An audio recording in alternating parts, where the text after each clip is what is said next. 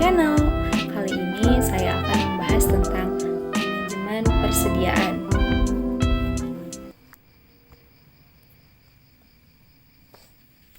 Pengertian manajemen persediaan. Manajemen persediaan merupakan salah satu bagian dari perusahaan. Bagian tersebut berfungsi untuk menjaga dan mengatur persediaan yang dimiliki perusahaan. Beberapa aktivasi yang dilakukan dalam manajemen persediaan adalah mulai dari cara memperoleh persediaan, menyimpan, hingga persediaan tersebut dimanfaatkan.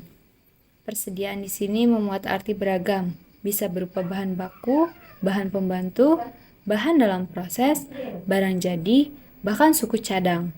Mengatur jumlah persediaan tidak semudah yang diperkirakan. Jika persediaan terlalu banyak, maka akan makin tinggi biaya untuk penyimpanan. Sebaliknya, jika kurang malah bisa menghambat proses produksi. Belum lagi perusahaan harus menghadapi beragam ketidakpastian, mulai dari ketidakpastian permintaan, waktu pemesanan, hingga pasokan dari supplier. Inilah yang membuat investor manajemen sangat penting untuk dilakukan. Fungsi manajemen persediaan. Manajemen persediaan sangat penting bagi perusahaan. Hal ini karena fungsi dari aktivitas tersebut cukup beragam. Contohnya, yang pertama, mengantisipasi kekurangan persediaan. Hal ini harus diperhatikan terutama bagi perusahaan yang berfokus dalam memproduksi barang. Meskipun pada umumnya supplier bahan memang sudah pasti datang sesuai jadwal, langkah antisipasi tetap penting untuk dilakukan untuk berjaga-jaga jika seumpama persediaan barang datang terlambat dan akan berpotensi mengganggu proses produksi. Yang kedua, mengantisipasi pesanan persediaan ternyata tidak sesuai dengan kebutuhan. Kondisi seperti pesanan yang tidak sesuai mungkin jarang terjadi, namun bukan tidak mungkin bisa terjadi.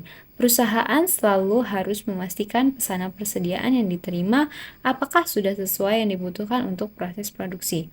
Yang ketiga, berjaga-jaga jika persediaan yang dibutuhkan ternyata tidak ada di pasaran. Fungsi utama dilakukan manajemen persediaan adalah untuk memastikan persediaan bahan selalu tersedia. Langkah ini untuk mengantisipasi jikalau bahan yang biasa digunakan tidak ditemukan di pasaran, bisa karena stok habis atau hal lain. Yang keempat, menjamin lancarnya proses produksi. Terutama bagi perusahaan yang berfokus dalam memproduksi barang. Proses produksi harus dipastikan tetap berjalan. Hal ini dilakukan supaya tetap bisa meraih keuntungan dan menyediakan kebutuhan bagi konsumen. Oleh karena itu, inventory management ini sangat penting demi menjaga ketersediaan persediaan supaya tetap bisa produksi. Pendekatan metode manajemen persediaan. Dalam hal pengelolaan persediaan, umumnya perusahaan menggunakan beberapa metode. Setidaknya ada 5 metode inventory management yang biasa dipergunakan oleh perusahaan untuk mengelola persediaan. Berikut penjelasan masing-masing metode. Yang pertama ada metode EOQ, Economy Order Quantity. Biasa disebut dengan metode kuantitas pesanan ekonomi, merupakan salah satu metode pengelolaan persediaan dengan cara membeli persediaan sesuai dengan pesanan yang diterima. Misalnya, perusahaan mendapatkan pesanan, sudah ditentukan oleh pemesan berapa jumlah pesanan, spesifikasi, serta waktu kapan harus selesai. Dengan begitu, perusahaan akan memperhitungkan berbagai hal, termasuk tentang berapa kebutuhan bahan, spesifikasi, serta berapa harga bahan baku untuk memenuhi pesanan tersebut. Jadi, nanti sudah jelas berapa kebutuhan dan nominalnya. Tidak akan sampai terjadi bahan sisa alias pas. Cara ini banyak membawa manfaat, mulai dari tidak ada biaya pemeliharaan, serta biaya gudang untuk menyimpan sisa bahan.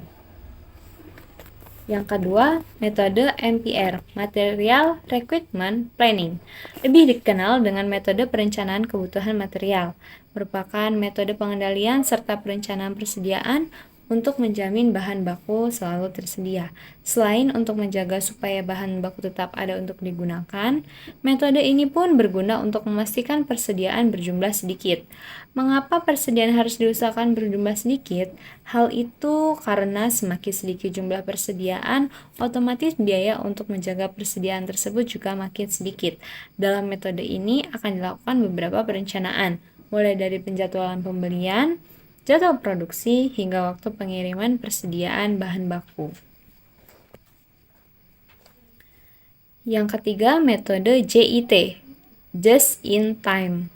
Metode ini punya istilah lain yaitu metode tepat waktu.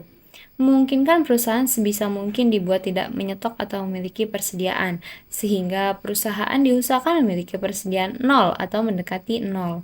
Hal ini karena jika posisi perusahaan seperti itu, biaya persediaan juga tidak akan dikeluarkan. Tapi jika tidak punya persediaan, bagaimana bisa melakukan produksi? Inilah keuntungan metode ini. Perusahaan akan mengusahakan untuk membeli persediaan hanya saat sedang dibutuhkan saja, sehingga jumlahnya bisa disesuaikan dengan kebutuhan, dan tidak akan ada sisa. Lalu bagaimana caranya? Dengan membina hubungan baik dengan para pemasok bahan baku, membuat mereka seolah-olah bagian dari perusahaan, sehingga kapanpun dan berapapun pemasok akan selalu siap menyuplai persediaan. Yang keempat, metode analisa ABC. Dalam metode ini dilakukan penggolongan persediaan di mana dasar penggolongan tersebut adalah nilai serta persediaan. Yang dimaksud nilai di sini adalah nilai total dari persediaan, bukan harga persediaan per unit. Setiap item persediaan akan diberikan label sesuai kelasnya masing-masing. Ini dilakukan karena setiap item persediaan diperlakukan berbeda. Misalnya, ada persediaan kayu, paku, dan cat. Kayu biasa dibeli langsung dengan grade A karena paku perlu perlakuan khusus untuk penyimpanan dalam gudang supaya tidak rusak. Lalu cat bisa dikategorikan golongan B karena penyimpanannya mungkin lebih mudah dibandingkan kayu.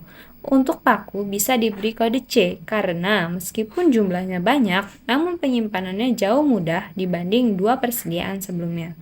Yang kelima, metode periodic review. Dalam metode ini memungkinkan dilakukan pemesanan persediaan bahan dalam jarak waktu yang sama. Jadwal pesanan barang sudah terjadwal secara rutin. Jadi manajer keuangan dapat memperkirakan berapa pengeluaran untuk pembelian bahan baku tersebut. Metode ini punya keunggulan tersendiri. Salah satunya mampu meredam fluktuasi permintaan kebutuhan bahan baku. Metode ini juga sangat mudah dilakukan karena tidak perlu melewati proses administrasi yang panjang.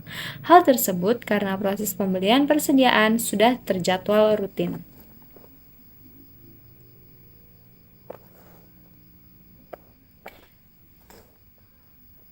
Kesimpulannya, jika Anda menetapkan praktik terbaik untuk manajemen persediaan, hal ini dapat sangat membantu dalam menjalankan bisnis Anda secara efisien. Penting untuk membuat pilihan yang tepat yang dapat berkembang dan tumbuh bersama bisnis Anda. Manajemen persediaan yang baik akan menghemat uang, waktu, dan meningkatkan layanan pelanggan. Ingatlah bahwa dengan sistem manajemen inventaris yang efektif, Anda dapat menjaga bisnis Anda tetap menguntungkan, menganalisis pola penjualan dan memprediksi penjualan di masa depan, dan mempersiapkan diri untuk hal-hal yang tidak terduga. Dengan manajemen inventaris yang tepat, bisnis memiliki peluang yang lebih baik untuk bertahan dan berkembang. Mungkin itu saja yang dapat saya sampaikan, kurang lebihnya saya mohon maaf. Saya akhiri, wassalamualaikum warahmatullahi wabarakatuh. Bye-bye.